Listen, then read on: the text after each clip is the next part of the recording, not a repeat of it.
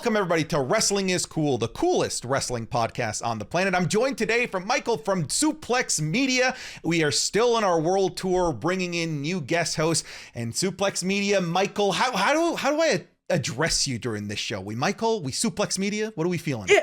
Yeah, just address me as Michael, man. That's what my mother calls me. It's what everybody calls me. So you can call me that too. Sounds good. Why don't you tell folks a little bit about yourself? Because what I know about you is you have some history working in the world of professional wrestling, a little bit of OVW, if I'm not mistaken. So I'd love to for you to share a little bit about your experience in the wrestling world.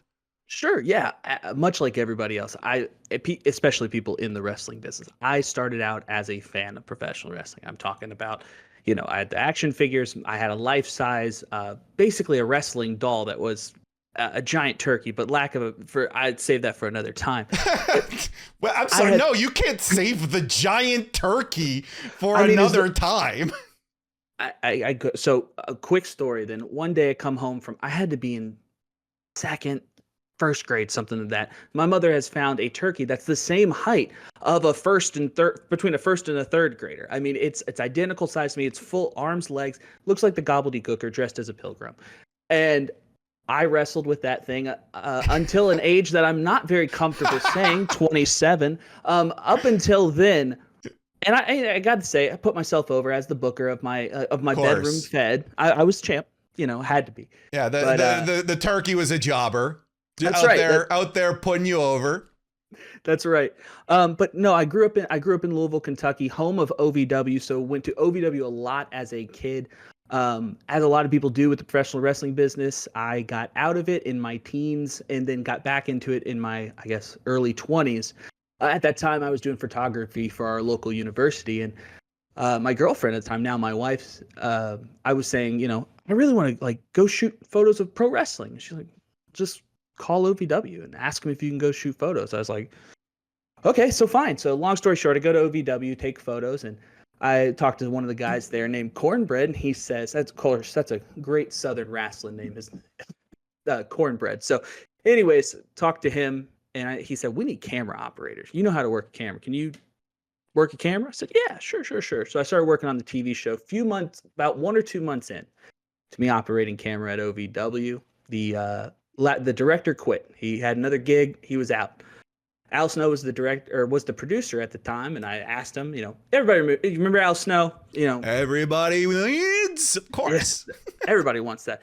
Well, long story short, I told Al, I said, hey, give me one episode. Just let me direct one episode. If it sucks, I won't bother you about it ever again. But worst case scenario, it's one episode. We don't really have anybody for next week anyway. So he says, okay, fine, sure. You can have one episode. End of the episode, I look up at Al, and keep in mind, I've never touched a switchboard in my life at this point. I've always had a camera in my hand my whole life, but I'm in a whole new realm. Took 5-10 minutes to learn it. Finish the show, look up at Al, and he goes, great, we'll see you next week. And next week turned into 5 years. And so I went directing, writing, producing, and editing OVW for about 5 years, in 2010 through about 2015.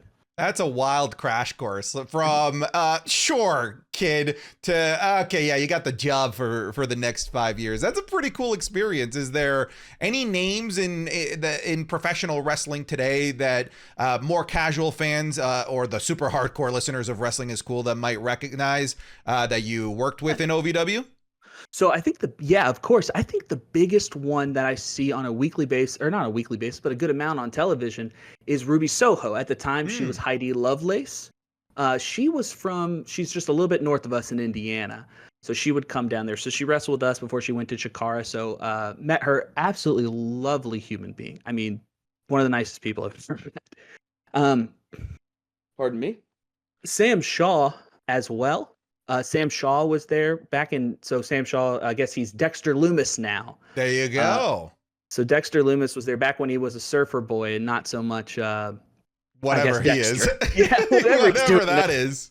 Where he's at. But worked hand in hand a lot with Al Snow. If you remember the Attitude, if you're old enough to remember the Attitude Era like us, You saw him as the European champion. He used to come out representing different European countries. He dressed as Liechtenstein or Transylvania and all that good stuff. Crazy. Oh, what happened there? We lost your camera. Hey, while you fix that, I'll take over here. Folks, thank you so much for listening to this episode of Wrestling is Cool. If you're watching this on YouTube, just know that you could be getting this 3 days early over on Patreon, patreon.com/SantiZap. We'd appreciate you just to go check it out. And you're going to get more than the Wrestling is Cool podcast. You're going to get the Raw reviews, SmackDown reviews. The NXT reviews are also going up there in the monthly mailbag. So for a couple extra bucks a month, you would get even more wrestling content. And of course, you don't have to watch us on YouTube. If you want to drive around with the Wrestling is Cool podcast, you can also listen to us over on Spotify or Apple podcast services or any sort of podcast service around the globe. We've got a good show for you today. We've got a couple of topics that we're going to be hitting here. The first one, Michael, is we're going to talk a little bit about what's been going on over the last couple of weeks. Seth Rollins becoming Super Seth Rollins, the Jinder Mahal drama that turned him into a megastar overnight, it seems. Tony Khan is got to be a little bit crazy. I had this tweet go semi-viral that even got Randy Orton to like it and follow me on Twitter, where I said that I don't ever want to hear anyone ever say that Tony Khan doesn't make any superstars, that all he does is buy them. Because today he made a superstar out of Jinder Mahal. When you were seeing all of this play out on Twitter, Tony Khan, tweeting without a PR team as usual, seeing all this backlash that he's getting, the love that Jinder Mahal got from not just other wrestlers, but from wrestling fans, to me, I felt like, how do I explain this? If you've got like this group of friends, you're all buddies, and you have that one friend in your group that you all bully, you all make fun of them because that's your buddy, that's your friend. Yeah. But then if somebody else outside of your friend group tries to bully them or make fun of them, you all step up for them, right? I feel like that was the Jinder Mahal situation. Like, no. You can't hinder Jinder. We get to hinder Jinder because that's just what we do. But Tony Khan, you're not allowed to hinder Jinder. So I want to hear kind of first thoughts when you saw all of that play out over on Twitter. First of all, my very first thought about this, when I see Tony Khan doing this, I think immediately, yeah, dude, he's one of us. He is a wrestling nerd because he's out here making tweets like this. Like, you're a billionaire. You co-run a football team. You got a book.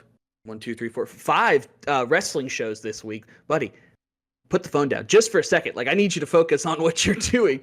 But he is a wrestling nerd through and through. But the thing about Jinder, I think Tony, Randy's tweet about not making any, or the tweet you're saying didn't make any stars.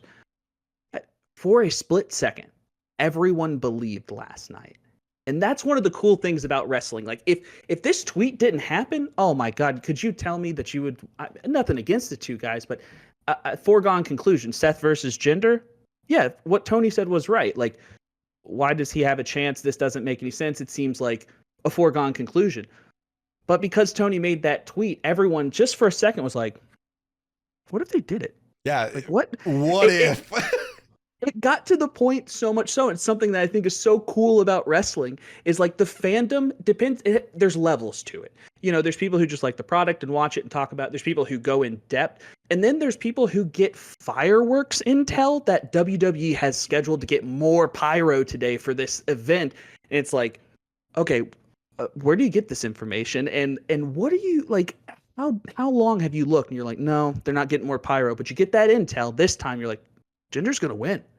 Jinder's going to win it. And it just permeates. It just permeates this fandom. And I saw posts about Jinder Mahal all over social media, all over Reddit, all positive things. And you're just like, okay, I guess people love Jinder. I think you're right. I think you're 100% right. People are like, whoa. That's our punching bag. Yeah. Easy there. Yeah. Now, I think you kind of alluded to it. Do you think that belief wouldn't have been there if it wasn't for the Tony Khan antics? Do you believe? Well, first of all, I want to say I don't think the Little Rock crowd And I try to warn people, I'm like, guys, us loving Jinder on Twitter isn't necessarily going to translate on television. You have to realize that I don't necessarily want to call the people that go to these shows casuals, but you have to assume that a good chunk of these people aren't nerds that are glued to Twitter, reading wrestling news, reading dirt sheets. They're just fans of the product that they get to see on TV. So when I saw people on Twitter complaining that like, oh my goodness, where's the pop for Jinder? I was never expecting a pop. But there was the contingency of people online that believed. Do you feel that there would have been any of that without the Tony Khan tweet? No, and it's nothing against Jinder. I think he is what he's done with his body. First of all, he's transformed himself. He has gone from, the infamous gif of him playing the snake charming Santino's Cobra. I will not let you badmouth that. That's classic. That is classic Jinder. It is classic Jinder, but what I'm saying is that character is gone. Look at him now. Like he looks like when he won against Randy Orton, when he won the title, everyone was shocked. But why? He looks credible. He can move in the ring. I mean, the guy's money on the mic in multiple languages. So it's hard for me to say that it wouldn't got the hype, but there's something intrinsically in me that says if I was looking at this and it was Jinder Mahal versus Seth Rollins and no one had made a tweet about it, I don't think we would have talked about it. And that's kind of the funny thing about wrestling. You did mention sorry, go ahead, keep going. No, I was just saying the funny thing about wrestling is that belief. Because if we look at this 10,000 foot view, the guy came out the week before, badmouthed America. The Rock came out, made fun of his genitals, and now he has a title shot.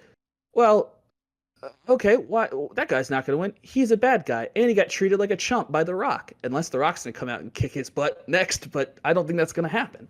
But because of the tweet, we all just said, we threw our logic out the window for a moment, and that's a great part about wrestling. Sometimes you can throw that logic out, and you're just like, maybe they'll do something funny here. It could be fun.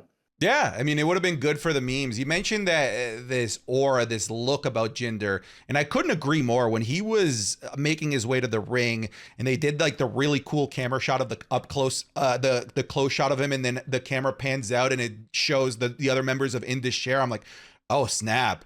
Like he still has that aura that he had back in 2017 when he came out with his entrance with the CGI carpet underneath him. That was so cool. He does have this really weirdly captivating presence about him, even though, he has this rhetoric, this history of being a jobber, but yeah, man, like he weirdly enough, he is kind of the prototypical package of somebody that you'd see in the WWE. So I'm curious, Michael, when we see this meme of Jinder Mahal rising to the top for this episode of Monday Night Raw, putting on a pretty fun performance to boot. Is this a one-off, or is this potentially a renaissance for Jinder Mahal where he becomes a more regular player in the upper mid-card? I think this is a great opportunity for him. I don't think there's one person who didn't buy the briefcase shot into the Colossus. I think Seth kicked out a little quick for it. That's personal opinions aside. I bought a ticket to that. I saw that and I was like, oh my God, they're going to do it. Dude, the world stood still. It stood still for a second.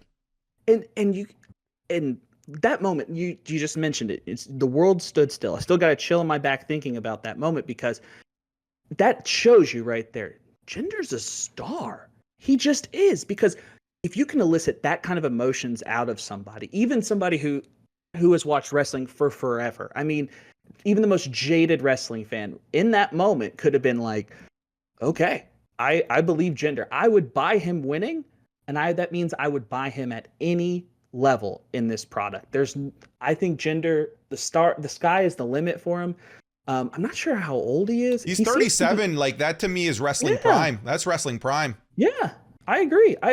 You know what? I would love to see him and Gunther tear it up. I think those two, I put him in there and let's see what happens. I mean, if Jinder's the one who, let's just take it to that max. Let's take it that Jinder goes to dethrone Walter after his historic reign. I don't think that belt's decreased in value at all. I think Jinder think he's a star. Dude, are you putting it out there? Are you putting it out into this world? I am. Jinder dethroning Gunther. Right. I need you to know that this is going to be seen by thousands of people. Are you putting your stamp of approval on Jinder dethroning Gunther right now? I think so, and I'll tell you why. And I think bold. I love the boldness here. I think that, and I don't. Here's the thing. I think Jinder has had a great upside. I think, and this is something that I've had discussions about. I think his title run in 2017 was a little bit of stunt booking. Unfortunately, WWE had just had a giant media deal in India. It was just, it all lined up perfectly. Great, perfect, love that. I want to see him go out there and be ruthless. I want him, he has that in him. Don't, like, his face, like the way his face, he can make his face just contort, like, he looks evil. I bet he's the nicest person in the world. But like, I believe that him and Gunther, I think they both have that same killer instinct, which could or could not, it could be transitional to say, you know, hey, they're both kind of similar. This is kind of the same thing, but I want to see Jinder more in the upper mid card. I do. I think he's money. Yeah, they kind of alluded to him maybe going to SmackDown with Nick Aldis saying, hey, SmackDown's the land of opportunity. If you ever want a chance, come over here. I feel like he's better off on Raw personally in terms of like the more time. It's less crowded right now in terms of like that mid-card, upper mid-card scene, because SmackDown is just a mess right now with just, in a good mess, I should clarify, with how jam-packed it is right now in that like upper mid-card main event scene. You mentioned something there that I want to go back to. You mentioned Seth Rollins maybe kicking out a little bit too early. It may be the symptoms of what the internet is dubbing as Super Seth. Seth Rollins getting his ass handed to him and through all odds still coming out on top. Ow, my back hurts. It's broken. Nakamura destroys his back, keeps getting up at 9, right? I feel like that's when Super Seth started becoming, not necessarily to me, but to a contingency of fans, as a frustratingly booked champion, maybe looking a little bit too strong. So before we kind of jump into the Super Seth conversation, what are your overall thoughts of Seth Rollins as a champion in his current reign as World Heavyweight Champion? So to me, Seth has been exactly what this belt has needed from the start. I think he's been a tremendous inaugural champion. I think that he has gone out, he's defended it not only on television, but at house shows. I think it said somewhere he's defended it 60 times since he's won it, whether that's on house shows or not. I think that's great. I think that brings recognition to that belt. I think that Seth might have taken this belt as high as he can possibly get it right now. And that's not a shot at Seth.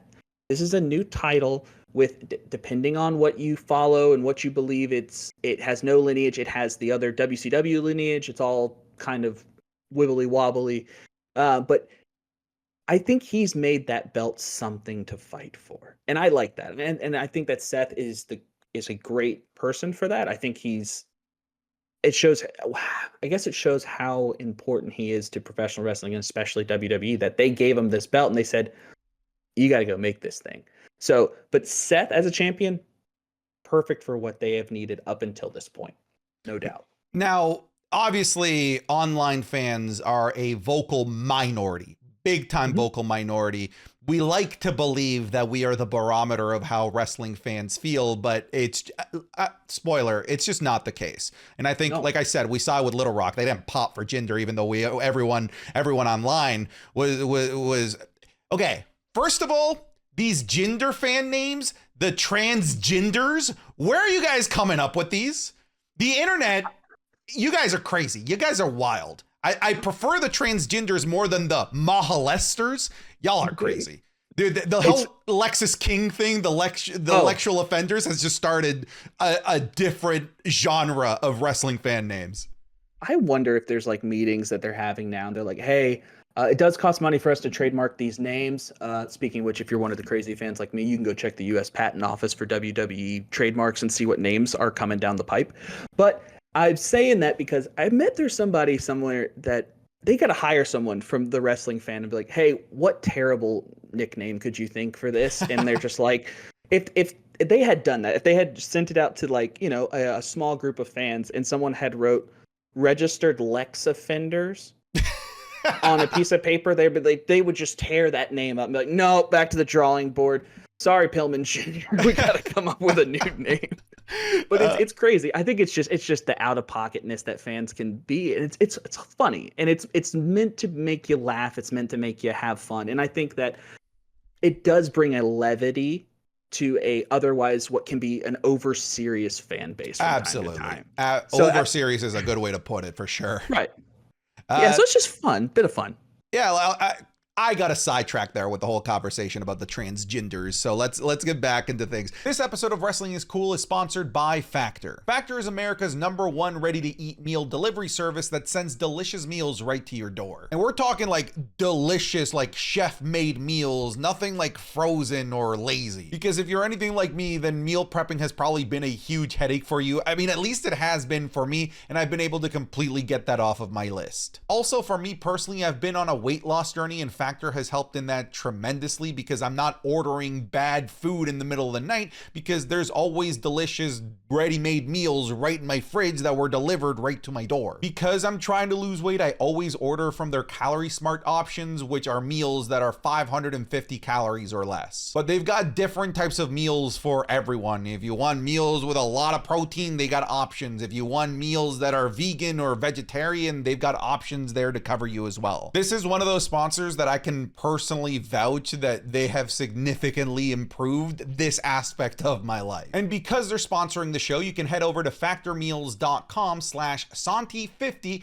and use code Santi50 to get 50% off. That's code Santi50 at factormeals.com/Santi50 to get 50% off your first box. Once you do that, you'll be well on your way to having delicious ready-made meals delivered right to your door. Thank you to Factor for sponsoring Wrestling is Cool. Now back to the episode. What I was going to ask you is, why do you think that this portion of online fans are starting to go sour grapes on Seth Rollins? Whether it's because he's being booked too strong, in my opinion, and I don't think I can necessarily say this about Jinder, my opinion was that they were giving title opportunities to the guy that was almost there.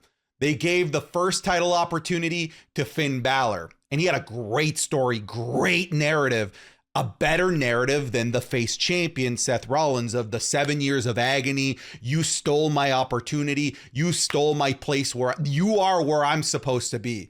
And then they go to Nakamura, the guy that we all feel they fumbled tremendously on. So of course we're like, oh my goodness, they're finally treating Nakamura like how we wanted him to treat him. Of course, he becomes a super cool heel, and now people want Nakamura to win. Drew McIntyre, he's right. He didn't get to celebrate in front of anybody when he was champion. He did carry the company during its worst, outlook imaginable during the pandemic. And yeah, the bloodline did screw him over. I do want Drew McIntyre to win. Funnily enough, I felt like the Jinder Mahal title opportunity was the WWE saying, okay, we need to build up Seth with these hardcore fans, get them ready for CM Punk. We need to get people to root for Seth. And of course, who's going to root for Jinder Mahal? No one's going to root for Jinder Mahal. In comes Tony Khan and completely ruins that entire narrative. So everyone that Seth has faced off against, at the very least from like that vocal minority, people have been wanting to see win that big one. That to me is part of the narrative as to why people are getting tired or maybe are a little upset that Seth Rollins keeps winning. I don't necessarily fall into that category. I'm with you. I think he's a great champion. I think he's done great things for that belt, but I will say I get it. And two, I think that the super booking of Seth Rollins hasn't done him any favors in terms of endearing himself as fighting champion's not the right word. As a champion that's overcoming the odds. I actually think it's doing the opposite. Like the briefcase to the head into a finisher, dude. Cena doesn't kick out of that. That's how you beat Cena, right? That's historically right. That's how you beat Super Cena. Some sort of object leading into a finisher. That's how you put down Super Cena. And that didn't work against Seth. That's wild. Yeah. It is so funny to me because when you mention it like that, it almost, other than the Jinder one, it almost seems premeditated when you're like, oh, okay, yeah, well that's the Finn Balor story. That makes perfect sense. That's a great narrative. I wish they would have maybe waited, and that would have been the one that, you know, the title changed hands on. But I can't fault anything that's going on in WWE right now because everything has changed so drastically, so quickly. If you would have told us 6 months ago, hey, The Rock and CM Punk are going to be back in WWE for about Mania time, good luck. Yeah, you're insane. Yeah, no, you're just crazy. That doesn't make any sense. And so I can only imagine, like, sitting in the writing room, like, sitting in a writer's room personally myself, like, you can lay stuff out. It wasn't like at OVW, we knew who was going to be there every week. It wasn't like somebody was showing up crazy. If it did, we could work that out. But when you have someone the caliber of CM Punk or The Rock to wrestling and they show up, it's kind of like tear up the script. All right, dude, we'll figure it out. We got to write something new. And with Seth coming in, with Seth's title run, I think that he's been good. But my problem, I understand what you're saying with they're always beating him, but I think there's something a little bit more in depth to it. And I think that it's that Seth's character is very hard to define for me. If you were to say this is Seth Rollins, his character is he's a I don't know. You know what? You're actually making an excellent point. I could not describe Seth Rollins as a character to anybody. Right. And so that as coming from the writing world in wrestling, I understand that if I'm writing a protagonist, or a babyface in this case, or a good guy, depending on where you're at with your wrestling journey, you have to write it in such a way that the audience can have something. I can grab onto that and be like, oh, okay. Yeah. I can emote with that. That's why the fans were so much into Finn Balor when he was going to wrestle Seth. Everyone in their life has had that opportunity where you're like, man, I did it. Something happened outside of my control, and I never got my shot again to do it again. We've all had opportunities we let slip through our fingers from no fault of our own. At me as a person, I got a million of them. I can see that in Finn Balor. I want Finn Balor to do that because I see that part of me in him. And Seth, I don't wear $3,000 red boots. I don't have the money to buy the clothes that he does. So for me, I just don't know, like, okay, he's a fighting champion. He's a fighter. He's got fighting spirit. Yeah, no doubt about that. Okay, yeah, I get that. Like, I want to embody fighting spirit as well. But I think that worked better with someone like John Cena, you mentioned Super Cena earlier. He is that embodiment of strength and like, I'm going to do the right thing because I'm the right person to do the right thing. Instead, he seems like, hey, I'm going to do the thing that's advantageous for me. And not saying like that as a person, but like as a character. He's going to cheat when he needs to cheat. He's going to do what he needs to do. But having him not as a defined character is a bit of an issue for me. And I think that I've expressed that online. I think some people agree with it because when you ask him, like you said, what's Seth do? He's the champion and he wrestles good.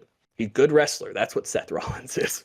It's a random side thought here, but hey, folks, welcome to Wrestling is Cool. This is just how things go.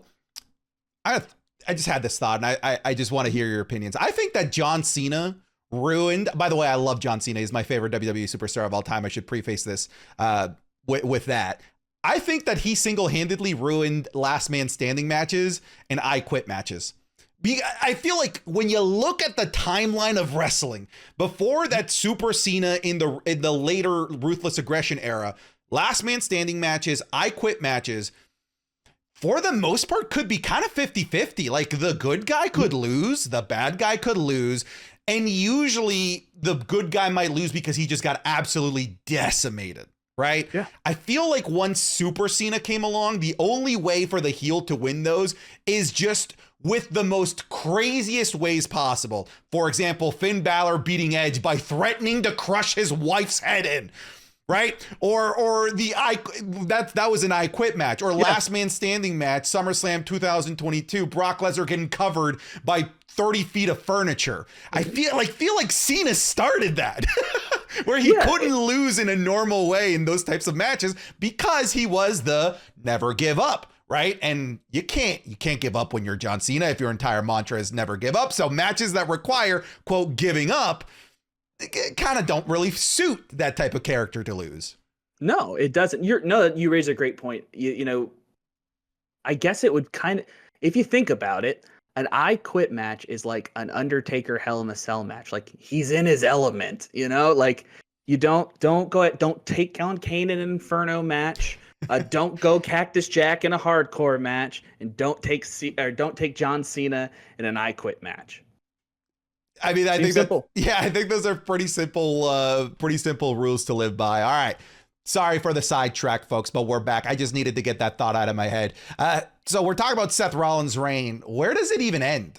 Right? Like I'm looking at the fact that there's a potential injury. We don't know the severity of the injury as of the recording of this video. This video will come out on free feeds on Friday, which likely means that the news will likely break by then and we'll know what the severity is. So just kind of keep that in mind as you listen to this conversation.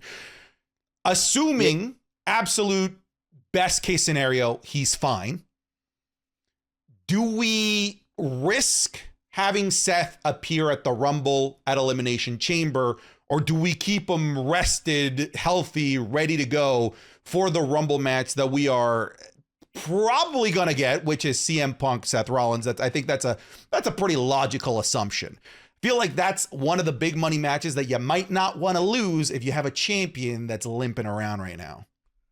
See, that's the thing. I think they're in a precarious position.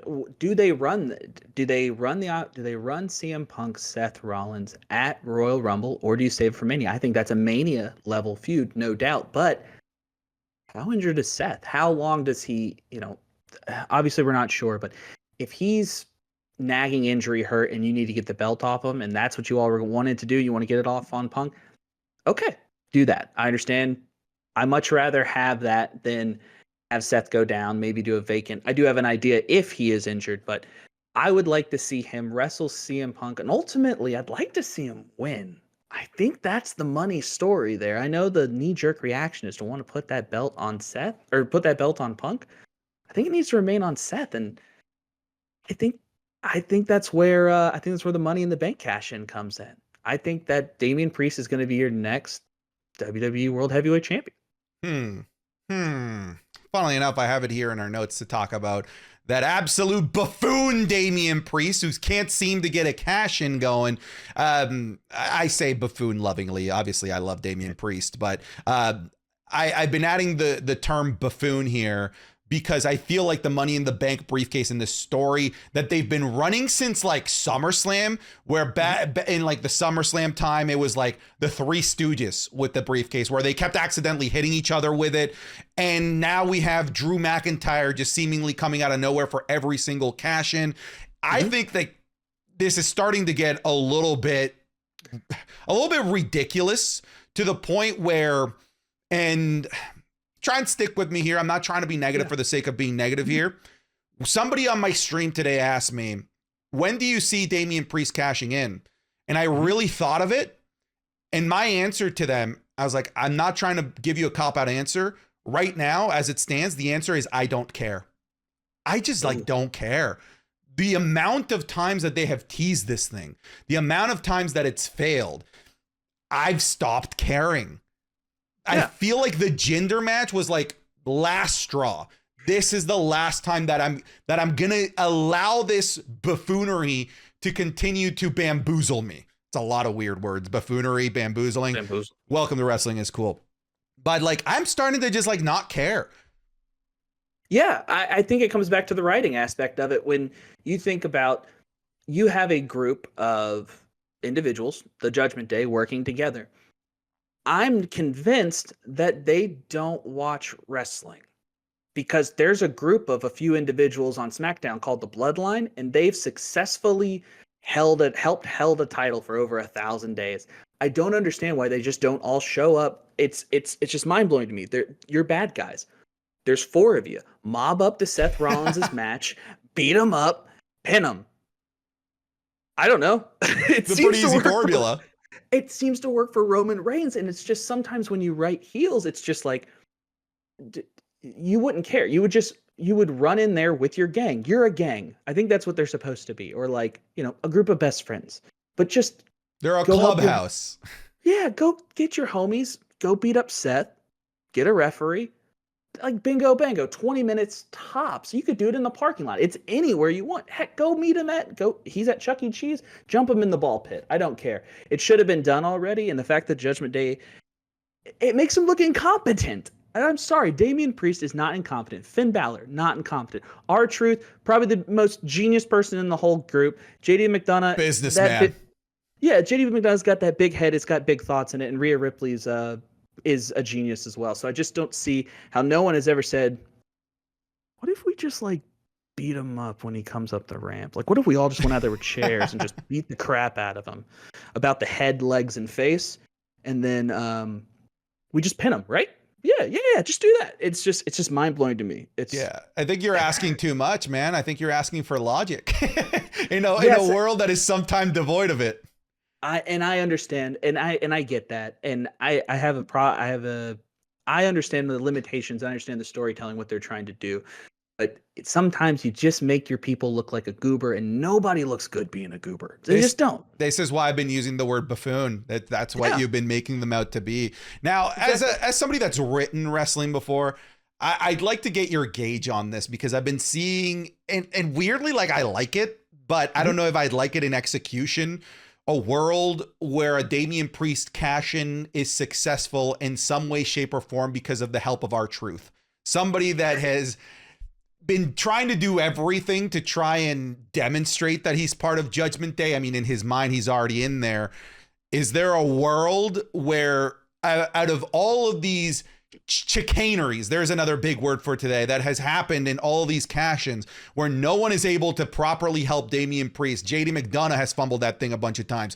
Dominic Mysterio can't help but get claymored by Drew McIntyre. Damian can't do it himself. Rhea Ripley couldn't get that thing in the cage fast enough before Randy Orton could come out.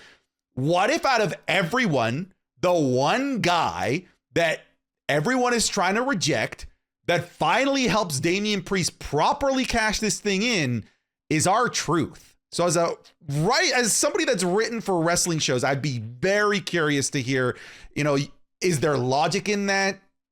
Do you like it? Well, I'm curious. See, that's the thing. It's all on a spectrum. Like, it's just, some people are going to really rock with what you're doing. Some people just aren't. I'm loving that idea. I would love the fact if R-Truth just showed up and he was just like, they were like in the clubhouse and he's like, man, they're all just trying to figure it out. And R-Truth's like, well, we know where his locker room is. It says Seth Rollins on the door in big letters. Let's just go in there and beat him up. And then like, they would be like, what are you talking about, Truth? He's jump him. Let's just jump him. And it's just like, whoa. I would love him to just have the most illogical person bring a little bit of logic in, because I think that's hilarious, because you're not seeing it out of R-Truth. I mean, he doesn't know what state he's in most of the time, or city. That's kind of a funny gimmick. But just have him just say something logical, and they're like, wow, can't believe you never thought of that, JD, and then just give JD a smack. But I think R-Truth could do it, or you just have him. I think if you comedy of errors it into it, it does fit the overall Judgment Day storyline, because it has been a comedy of errors, and it would be very Judgment Day for them to just kind of back into it, like, oh, we did it, great job, everybody. But I think also if you wanted R-Truth to show like a little bit of grit, like I don't know if you saw him as Ron Killings in TNA, but or like Kate Quick back in the day. Just turn it up. Just a little bit, that edge on him. And I think R-Truth could have a Renaissance career. Not to mention, the guy's he's in his 50s, looks like he's in his 20s, wrestles like he's in his mid 30s. Dude's great. I think he's tremendous. So could it work? For sure. Everything can work. I mean, look at the Attitude Era. Most of that stuff you look at, like, it worked back then. Yeah. It's crazy. I see a lot of people with this rhetoric of saying, oh, they're just trying to do the whole Sami Zayn bloodline thing again with R-Truth and Judgment Day. My reply to it is, so?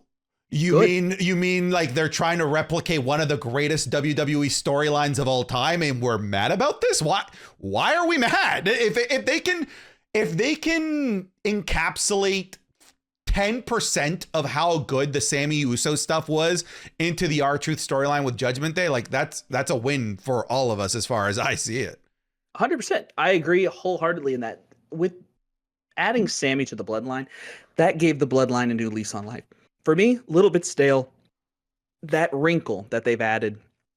Same with the Judgment Day. I see the discourse online. I see people, it's Monday Night Raw. You know what that means? We're starting with the Judgment Day every single week. Everything. The Judgment Day takes up a lot of time, but adding this comedic angle adds layers to it because, yes, they're overly serious, brooding group of buddies, but adding R-Truth in just it lightens it's a little bit levity, and it makes sense because okay, at the end of it, when we watch them go out there and everyone just can't seem to figure out how to cash in a briefcase, it makes a little bit more sense. It's like, they're just a bunch of goofballs.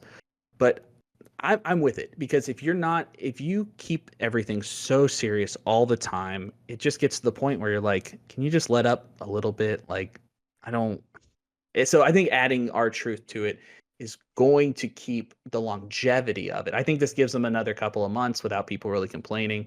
And R-Truth, anytime R-Truth is on my screen, wow, love it. Yeah. So more R-Truth. I think it's already paid dividends. I mean, not only merch-wise, I mean, he's the biggest merch seller. He helped Top the Judgment Day. Day. Shirts.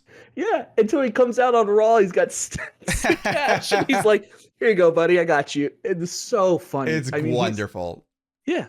The addition of R-Truth and like the augmented reality Judgment Day thing that they've got for their entrances was awesome. What I will say, like it's almost like divine intervention almost, because the Judgment Day storyline and the Judgment Day as like these top heels ran a natural course at the end of Survivor Series. And they were building up to that for months, and they got their comeuppance. They lost. The big hero Randy Orton returned. Judgment Day was put down. And I think it's very easy for when that happens, when a heel runs their course and tells their story, for them to maybe fall out of the limelight and stop being, at the very top of the pecking order. And I feel like that's where Judgment Day was going to end up going. But this addition of R-Truth, it's just like, nope, we're right back with a really interesting Judgment Day story so that you don't get tired of them just trying to do the same thing leading up to another culmination, another Survivor Series War Games type. Now we've got an individual inward story being told about Judgment Day. It's such great timing. R-Truth, to me, has really, really... I wouldn't even say the word is revitalized because they weren't stale necessarily, but has just added chapter 2, right? Yeah. When it could have just been a 1 chapter story, we got chapter 2 and I'm in. That's right. And I think that leads to what in writing characters, it's like, hey, if we're not all serious all the time. If you were to have someone on TV who's always serious and always brooding and always this, you'd be like, oh God, this person is just exhausting to be around. But to show them like, hey, we can have some levity, we can have some lightness, we can have, R-Truth doing R-Truth things. I think that adds so much more to the characters and it allows everyone to show their range. Yes, they can all do spooky and mean, but like, how can you do comedy? Can you? Because I think you can. I think they all can. I think they all can. I think the Judgment Day, when we look back at this, we're gonna look at this faction. We're gonna be like, damn, there was a murderer's row of people. Like they're all gonna be heavy hitters. I even think JD McDonagh has a huge upside to him. I think that he's gonna be a household name in not the too distant future. But the Judgment Day has, like you said, a little bit, I wouldn't say, like you said, chapter 2. This is just adding a little bit of layer to it. And now we're like, oh, okay, yeah, I'm still rocking with the Judgment Day. So I think it's going to give them longevity, keep them up with the fans. And I think R-Truth is the catalyst for that. So, who says R-Truth was, I never really hear people talk about R-Truth as like a draw or anything, but damn, like, tell me he's not now. #1 merch mover just because he's kind of funny on television. Yeah. Quick sidebar there. You mentioned JD McDonagh. Mm-hmm. That guy sells a clothesline. He'll sell anything like he just got shot in the back of a head by a 12 gauge. That man, I've never even uttered the words of, oh, that guy can sell like Dolph Ziggler. That guy can sell like Dolph Ziggler.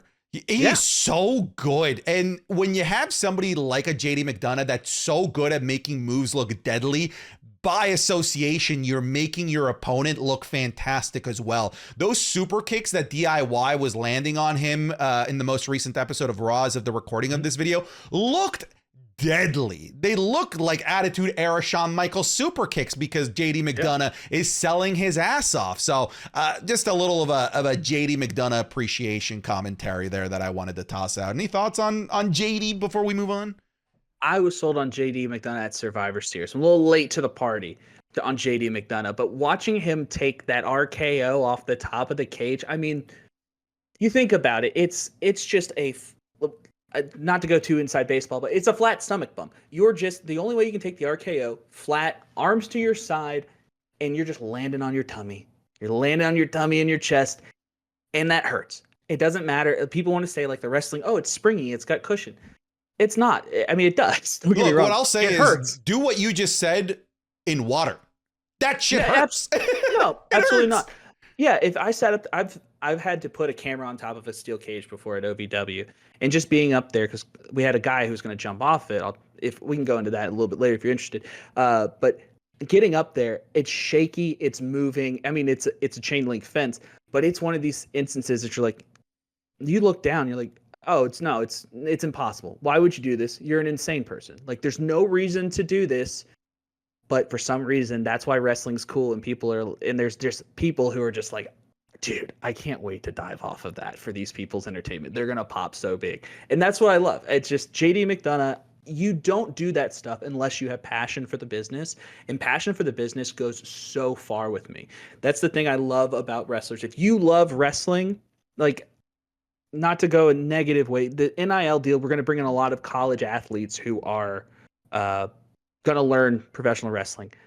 I still want those people who have loved wrestling every day, who didn't go to college, who went to wrestling school, who did the indies work. Those people have passion, and passion is something you cannot replace on screen. If you don't have passion for the business, it shows. It just absolutely shows. And I'm not saying these people can't have passion for the business. You can. You just may not know. It's something different. Like when you hear the story of MJF immediately out of high school going right into wrestling, it's like, yeah, you could tell that's a diehard fan. That's somebody that wanted to do this. It didn't just land on this like some of the college athletes, which, again, no disrespect to them. We see some fantastic college athletes like the Tiffany Strattons of the world learning the business real freaking quick. And we need those people as well. But you're right. There is this je ne sais quoi about people like that, right? Like the people that this is what I want to do. And if this fails, I don't know what I'm going to do with my life. Right. And I think that we see that as wrestling fans, and we respect it because it's like, it's something that was told to me by Al Snow in OVW. And I'll remember this forever because it completely changed the way that I think about professional wrestling. We were chatting with the wrestler who was in there, and I said something, and the wrestler made an offhanded comment. He said, "Oh, you mark," and like, okay, we kind of, we trade that back and forth. But Al looked at this guy. He goes, "We're all marks here. Some of us just went to professional wrestling school, but if you're not a mark for this business, I don't know what to tell you." And that's the thing I love about pro wrestling is everyone, from the lighting guys, sound guys, the wrestlers in the ring, to the fans in the arena, everybody loves this thing. And that's what's so cool about it. And that's what that's why the passion means so much to me. But we're all marks because we all love wrestling. I mean, some of us watch it from the stands, some of us make content about it, and some of us went as far to go be a professional wrestler, which, hey, if that's not being a mark, I don't know what is either. So, I mean, I was going to ask you, why do you think that wrestling is cool? But I feel like you kind of gave us the spiel there. But I mean, I'll ask it to you in case you want to word it in a different way, because I was actually supposed to ask you this at the beginning of the show. Welcome to Wrestling is Cool. We have no professionalism here. Michael, why is wrestling cool to you? I think it's multifaceted. I think that wrestling has something for everybody. And if you haven't watched professional wrestling yet, or you're just waiting to, there's something for you. Do you like high fantasy, like elves and stuff? Man, we can find you something. Like that's cool. Do you like epic stories? We got you there. Do you like love angles? We got you there. Do you like action in the ring? Do you like good oratory speeches, things of that nature? There's something for everyone in pro wrestling. Doesn't matter. Like, it could be WWE, New Japan, it could be AEW, be MLW, any of these companies. I guarantee you tell me something you like, I'll find you something for it in wrestling. Do you like science fiction? You want undead zombies? Man, we got 2 of those. One in the 90s of The Undertaker, and we got a new one. She wrestles at AEW. We got literal zombies. Hey, the zombie match. We got the zombie match. Don't forget Extreme Rules 2020. Oh my god. But yeah, you want shoddily done brand integration? We gotcha. Yeah. Yeah, that zombies match is fascinating. Anyways, keep going. So the thing is about pro wrestling, and I think that pro wrestling is an art. I think it's the closest thing that anyone's going to get to watching weekly live theater. And I think that is such a cool experience that when you think about it, I mean, it's essentially what it is. There's a stage show, there's an audience, they go in, they do their stuff, they pack up and they leave. It's just like a touring act of any Broadway show going to your town. But there's narrative stories that it continues. To have a live narrative story, I mean, it's so interesting to me because the stuff that, like you said earlier, the stuff that plays on the internet doesn't play in Nebraska. It doesn't play in Omaha. It just doesn't. But there's so many different levels to this that there's stuff that's going to work for Omaha, Nebraska, that's going to work for New York City, that's going to work for the smarkiest internet fan there is. There's going to be something for you. So I don't care if you're a casual or a diehard fan. There's going to be something for you there. And speaking of those diehard fans, I think kind of the fandom sometimes is a reason that people could get into it. I think wrestling is going to be the most interesting. How is it not the most interesting sport or entertainment in this social media landscape? You think about TikTok, you think about Instagram and Twitter. All of these wrestlers have these things, and they're giving you supplemental content. Look at Drew McIntyre, what he's doing with his TikTok. He's giving you supplemental content. He's cutting promos against CM Punk. Oh, you're not there, you're not here, blah, blah, blah. Like, could you imagine watching Game of Thrones and then getting on social media and there's like a little extra bit from Jon Snow? He's like, I'm really going to give it to the Night King tonight. Wham! You know, that would be so cool. And you can interact with these people. And a lot of them, they interact as characters. Like, look at MJF. Like, I don't think he's like that in real life. I think he's probably an absolute sweetheart to everybody else. But it's something about the wrestling fans and the wrestling community. We look at him and you're like, man, he has no redeeming qualities.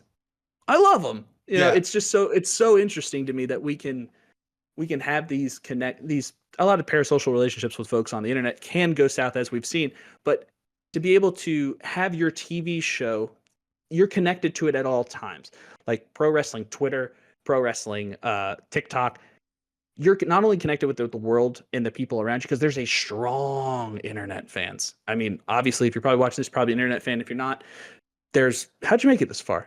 I'm really proud of you. Welcome to pro wrestling. Wrestling is cool. But I would say that there is nothing quite like it. I mean, of course, you can see things on, like, think about NBA. Somebody does something in the game and they tweet about it and it goes viral. Okay, well, that's going to happen every single week. There's going to be, someone's going to say something. Like, it's going to happen after every show and you get connected with these folks. So I just love the fact that there's that level of connection between essentially characters and the audience that they portray. It's not like Iron Man's tweeting at Marvel fans, but good Lord, CM Punk will tweet at you. Yeah. I mean, wonderfully put, honestly, man. Like, I love asking that question to people because it's different for everybody else. Yeah. And it's the reason why I call this podcast Wrestling is Cool, rather than what most podcasts do, which is they take like an insider wrestling term and try and make a podcast name out of it. Busted Open Radio, right? Things like that. Obviously, no shot towards those podcasts. But like when I was thinking of podcast names, I was like, nah, I don't want to go like try and be smarky with like these industry terms. Like, what is the best way that I describe wrestling to people? And it's always just been like, dude, like wrestling is just cool, and you just gotta give it a chance. It's so cool, and that's why the podcast is called Wrestling is Cool. However, one of my favorite times of the year, the coolest time of the year for me as a wrestling fan, is the Royal Rumble.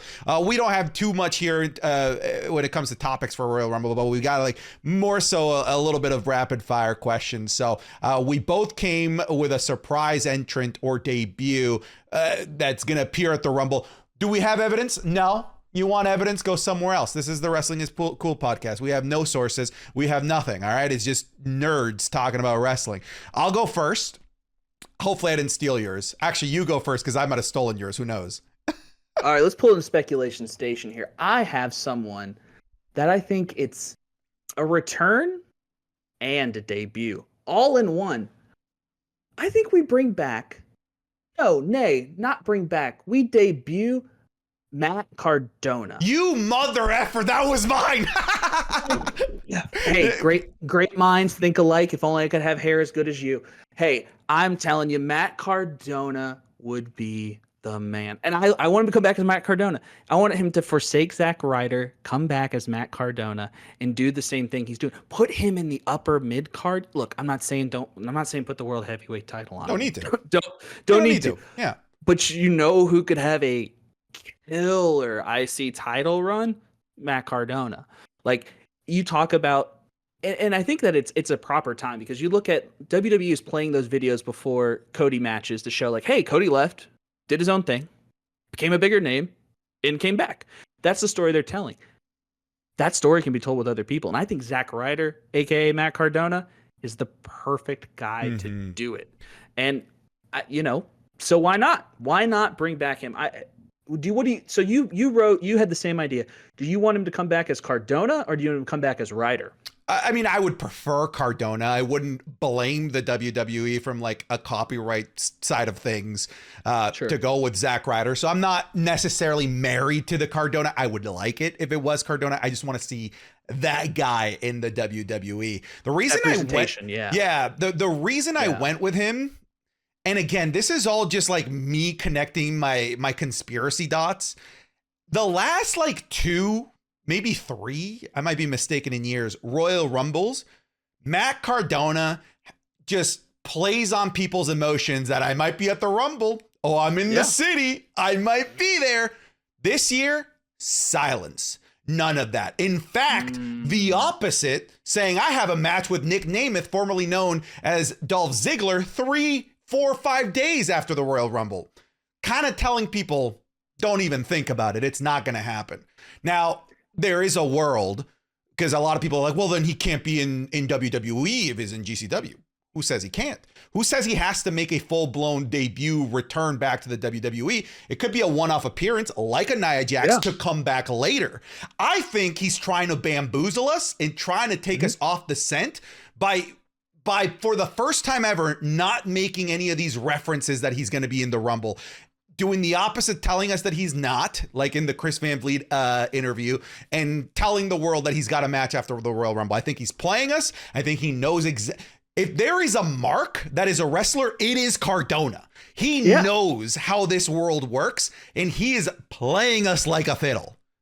I think for him, it's one of these instances like, could you like, oh, I have a match before. Well, dude, you're a heel in GCW. They hate you. Could you imagine the worst thing you could do is just like, oh, just no show, like, and then they can have a impromptu match with Nick Nemeth. I don't think that's a real GCW issue. If they're selling that as the main event, obviously don't do that. But if it's kind of like, hey, here's an additional match and you're putting it in the card, that's fine. I think he could quote unquote no show it, get him a lot of heel heat in GCW for maybe his inevitable comeback. But yeah, one night off. I honestly, I'll be honest with you, didn't think about that, but that is a great shout that you did with Nia Jax, because you're right. Bring Cardona back. Woo woo. You can even hit him with the woo woo woo. Crowd's gonna go crazy. Just have him produce like the Cardona look. Don't give him the spiky hair. No fist pumps. Move past that. But yeah, I think if you bring him back for one night, it's not gonna just be one night though. I think that there's gonna be other conversations that's like, hey Matt, how many more dates do you have currently booked? Could you not book any more dates after that one?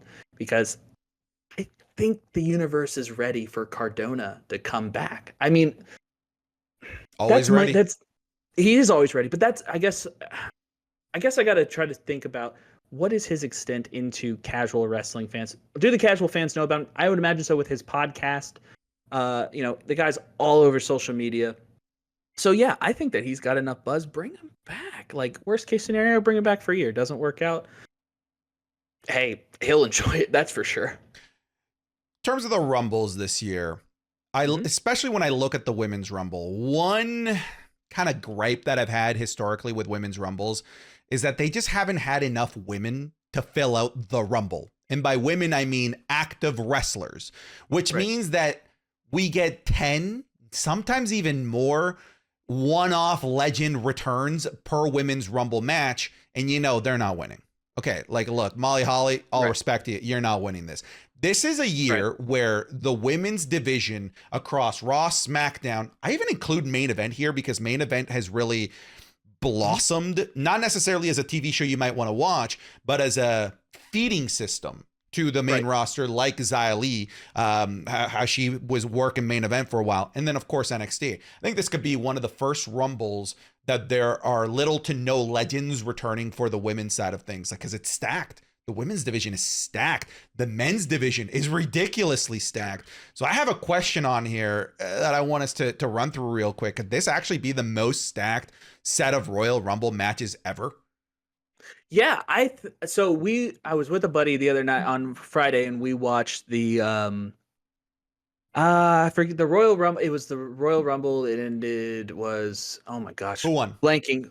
It was Kurt Angle, I believe. No, it was 2000. No, 2004, 2005. Anyways, this Royal Rumble had Rock, Austin, Big Show, Kurt Angle, all in the end. And granted, when you look back at it, huge names, but this feels bigger. Like I've been having this conversation with our group chat today. My group chat was like, this one feels huge. This one, like, look at everyone who's back.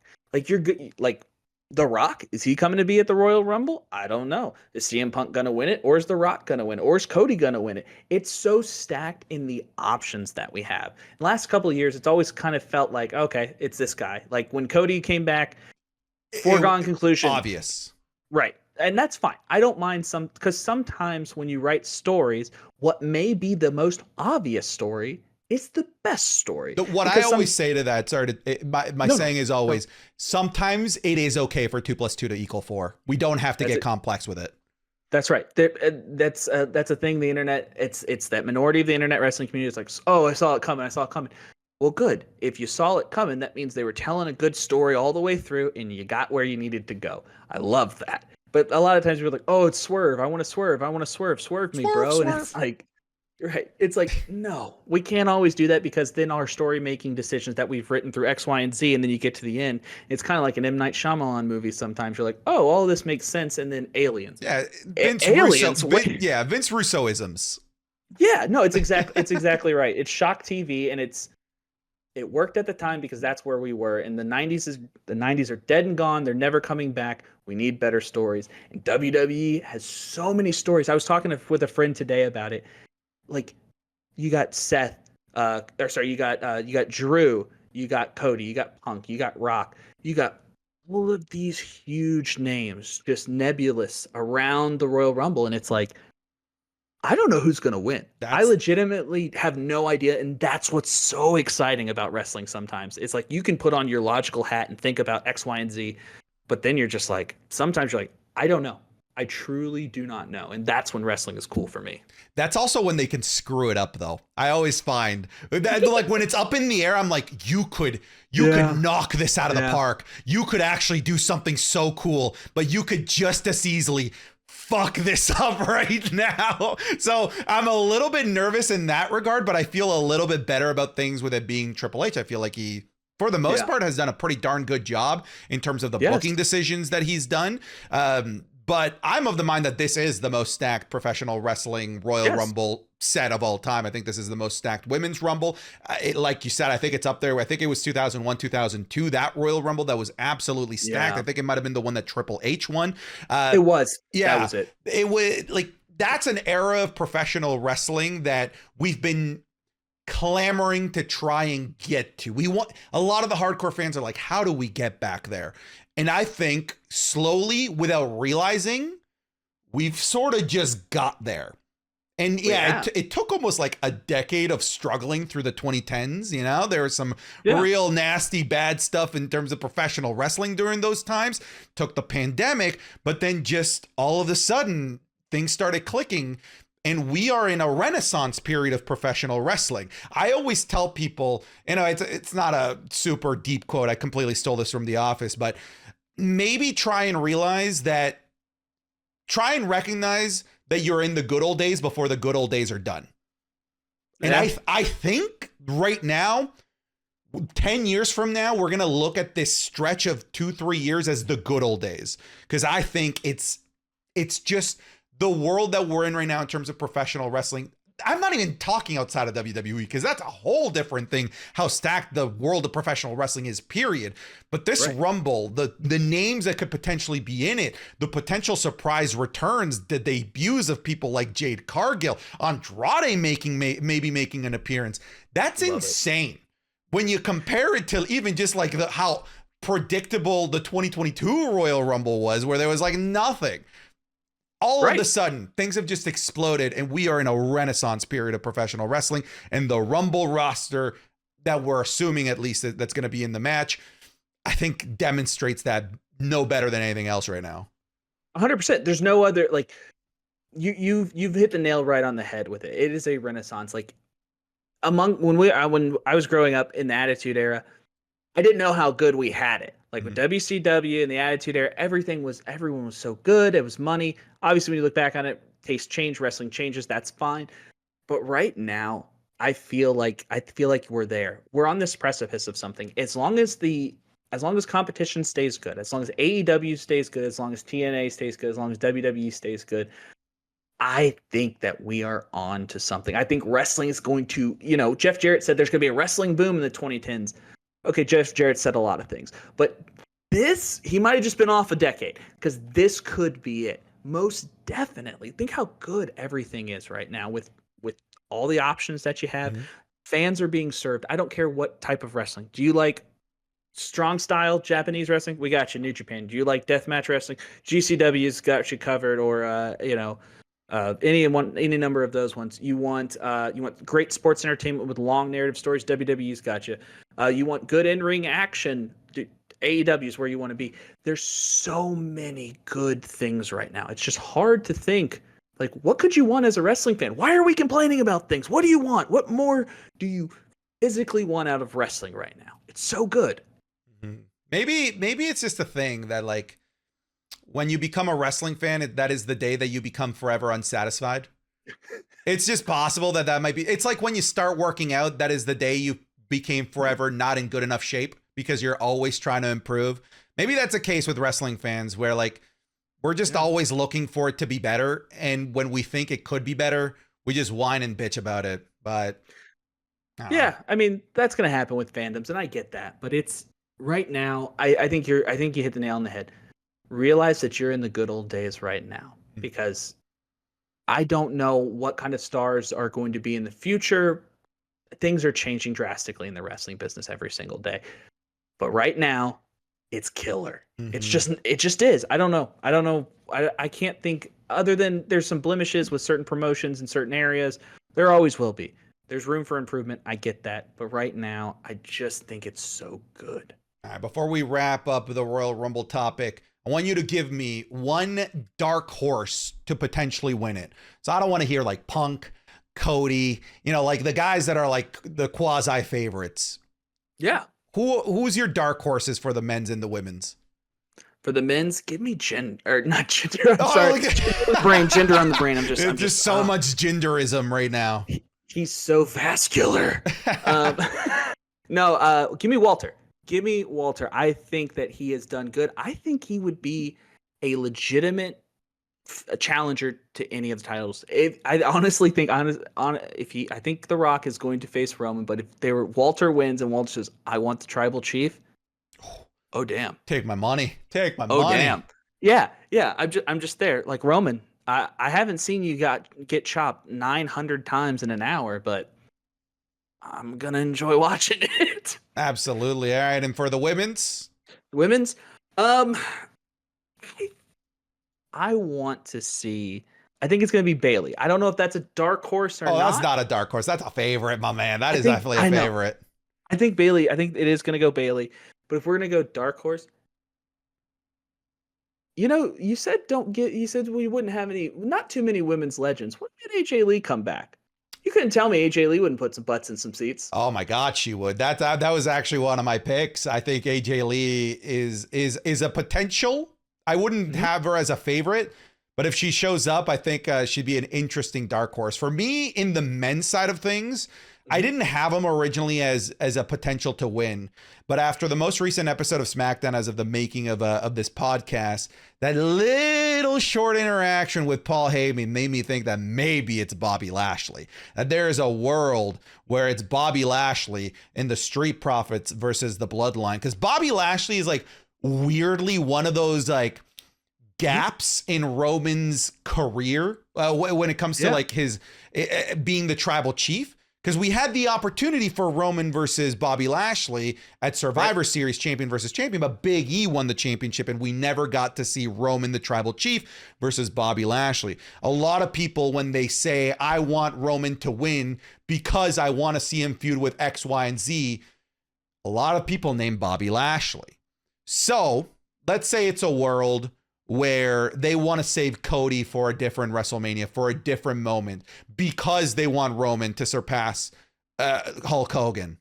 Sure. Maybe they, rather than having him beat Cody again, somebody else. It ends up being a Bobby Lashley program, which I think would be pretty cool. Bobby Lashley, the best dressed man in the WWE. I wouldn't put it past them to for him to be a dark horse candidate, shall we say. You know, you talk about Bobby Lashley being sharply dressed. That man comes on television, he has a presence. And that's something, you know, as there was a guy a long time ago who said you can't teach that. And when he shows up on screen, you stop. He's got star power. He looks fantastic. The way he dresses, the way he carries himself, the way he speaks, he looks intimidating. I believe Bobby Lashley as a champion at any time. I mean, he was Army Ranger or something. That he was in the military. Yeah, he was military. He's military. He did shoot fighting in Bellator. Like, there's no doubt in my mind. Like, if somebody, it doesn't matter what's going on with Bobby Lashley, he shows up. I put him as like Brock Lesnar level in my mind at some points, not all the way up there, but like, yeah, he's a legit tough guy, and I buy him being a challenger. I buy him every time he's in the ring. There's no reason why he shouldn't win. I agree. My women's dark horse, I think they're gonna have a title match, but I think it's gonna be at Elimination Chamber for the title against Rhea. Mm-hmm. But she's been impressing the ever living hell out of me. I was incredibly critical of her return. Nia Jax. I have been incredibly pleased with her work. The match that she recently had with Becky Lynch was incredibly good for a free Monday Night Raw match. She has a scary aura about her. I don't think that she is going to win, but if I'm going to pick a dark horse, give me Nia Jax. Heck yeah. Nia Jax, I think that's a hoss fight waiting to happen. Her and Rhea Ripley. I think that would be a hell of a match. Mm-hmm. All right. Well, there's a reason why this podcast is called Wrestling is Cool, because we just love wrestling. We think that wrestling is cool and we like to geek out about it. So today, not just today, we always have the Is Cool segment of the week. I'll go first, just to give you some time there to prep your Is Cool segment of the week. This is our opportunity to geek out about something that happened in professional wrestling and to tell you guys why we thought it was cool. Ludwig Kaiser has impressed the ever-living hell out of me.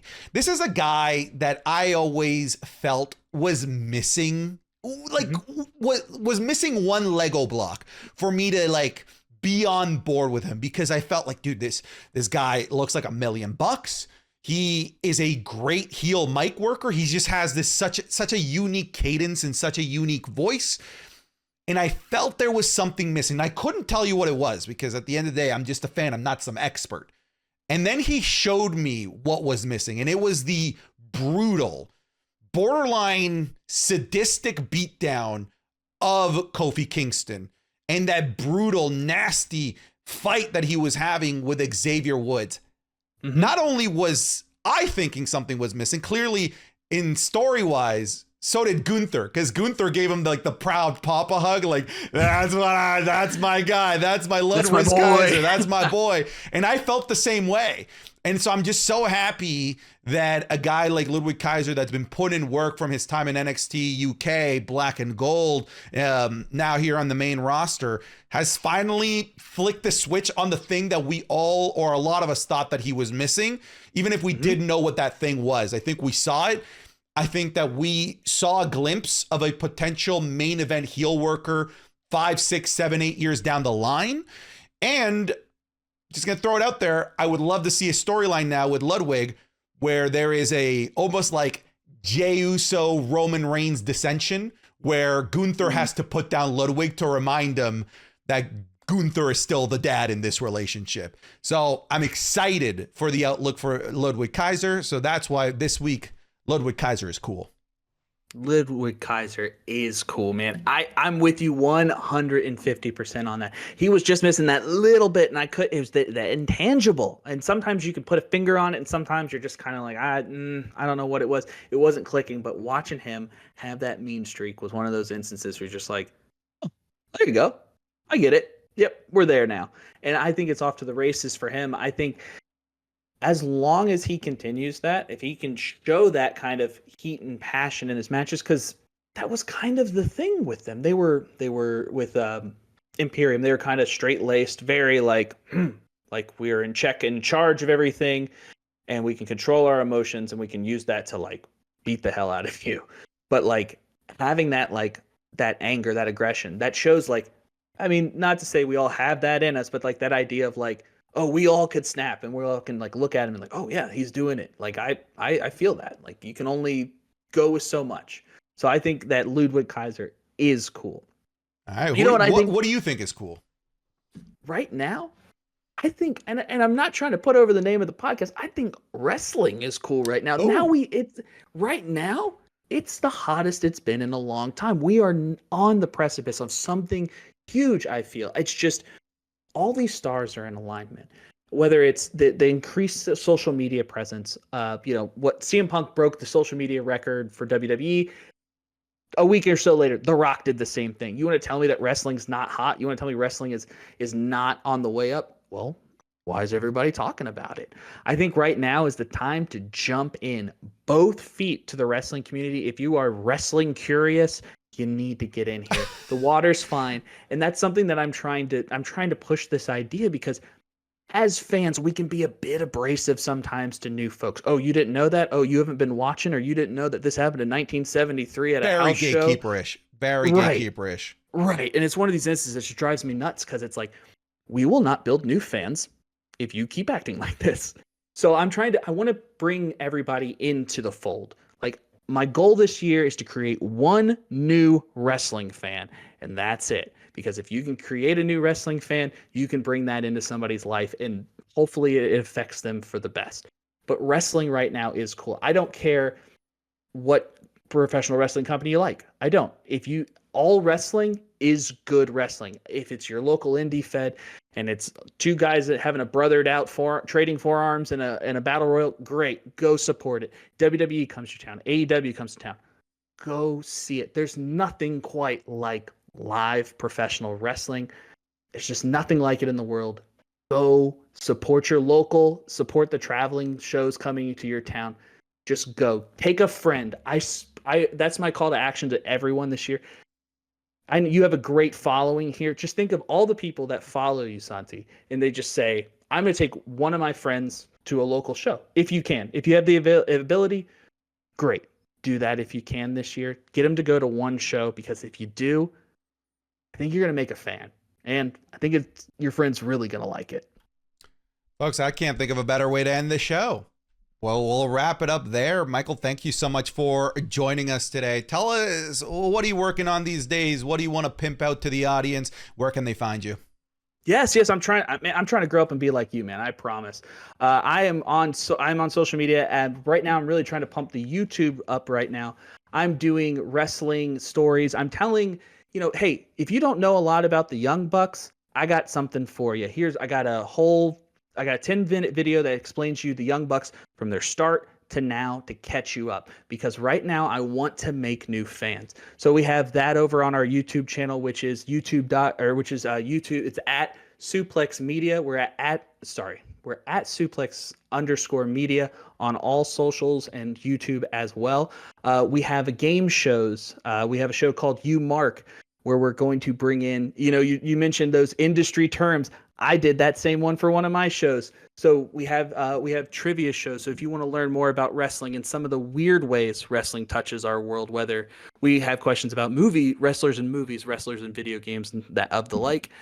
We are also putting out I'm going to be putting out a video this week. Hopefully by the time that this drops, it'll be on my channel.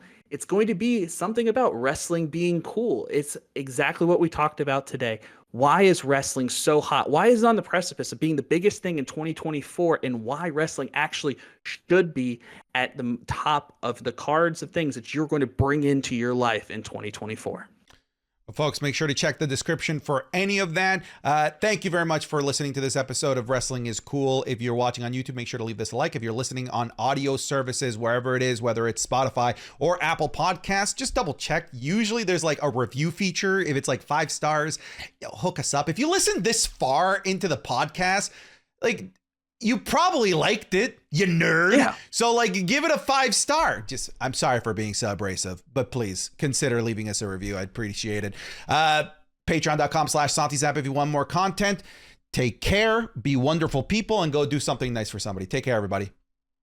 Take care. Hey folks, hopefully you enjoyed that episode of Wrestling is Cool. This episode was made possible thanks to the patrons, specifically the patrons at the $15 tier who are the producers of this show. So thank you very much to Abel Rodriguez, Ben Calloway, Ben Manlove, Blake Buxo, CB, Cody Cook, Connor Williamson, Ernie Mack, Gavin Alves, Jonathan Daly, Lil Shifu, Mason Lott, Monte Moore, Nicholas Kyle, Owen Miller, Papaya King 98, Reese Dowd, Rodolfo Reyes, Super Malachi Galaxy, Two Crown, Wesley Simpson, Xavier Izquierdo, Yellow Wonton, Zergzito. Thank you very much for supporting the show the way that you have.